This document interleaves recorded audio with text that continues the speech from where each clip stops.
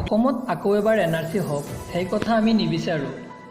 আমি গণতান্ত্ৰিকভাৱে আন্দোলন কৰি যাম, লাগিলে চৰকাৰে আমাক গুলিয়াই মাৰক। আমাৰ অসমত এনআৰচিৰ ড্ৰাফ্ট পাব্লিছ হৈছে। দিল্লীত এনআৰচিৰ নামত কি হয় হওক, সেইটো বেলেগ কথা। আমি অসমত যিসকলে এনআৰচি পাইছোঁ, এই এনআৰচি থাকিব লাগিব, নহ'লে ইয়াৰ বিকল্প হিচাপে আমি গণতান্ত্ৰিক আন্দোলন কৰি যাম, লাগিলে আমাক গুলি কৰি মাৰক। কিন্তু অসমৰ মানুহে যিসকলে এনআৰচি পাইছে আৰু দ্বিতীয়বাৰ এনআৰচিৰ কাৰণে আমি হাৰাশাস্তি আৰু লাভ কৰিব নোৱাৰিম। কা আৰু এনআৰচি আমি নামানো। যেতিয়ালৈকে চৰকাৰে কা আৰু এনআৰচি বাতিল নকৰে, তেতিয়ালৈকে আমি অহিংসা নীতি অৱলম্বন কৰি গণতান্ত্ৰিকভাৱে আন্দোলন কৰি গৈ থাকিম।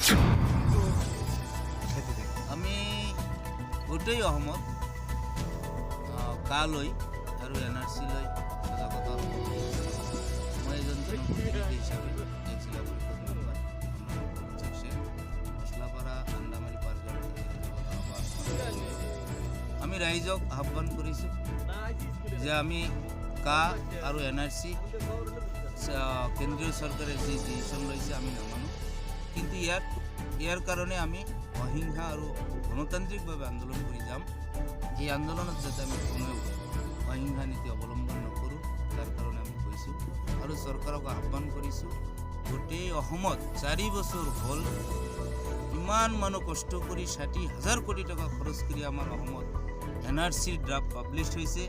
দিল্লীত এনআৰচিৰ নামত কি হয় হওক, সেইটো বেলেগ কথা। আমি অসমত যিসকলে এনআৰচি পাইছোঁ, এই এনআৰচি থাকিব লাগিব, নহ'লে ইয়াৰ বিকল্প হিচাপে আমি গণতান্ত্ৰিক আন্দোলন কৰি যাম, লাগিলে আমাক গুলি কৰি মাৰক। কিন্তু অসমৰ মানুহে যিসকলে এনআৰচি পাইছে আৰু দ্বিতীয়বাৰ এনআৰচিৰ কাৰণে আমি হাৰাশাস্তি আৰু লাভ কৰিব নোৱাৰিম, এইটো আমি চৰকাৰক কৈছোঁ। এনআৰচি অসমত গোটেই ভাৰতবৰ্ষত কি হয় হওক, অসমত এনআৰচি যিটো হৈছে এইটো ভাল।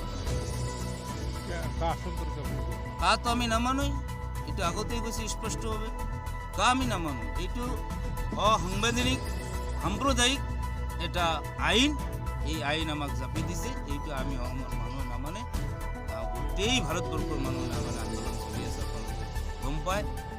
চৰকাৰে ৰাইজৰ কথা শুনক, ৰাইজে ভোট দি আপোনালোকক চৰকাৰ বনাইছে, ৰাইজৰ কথা মতে কাম কৰক। আমি আহ্বান কৰিছোঁ।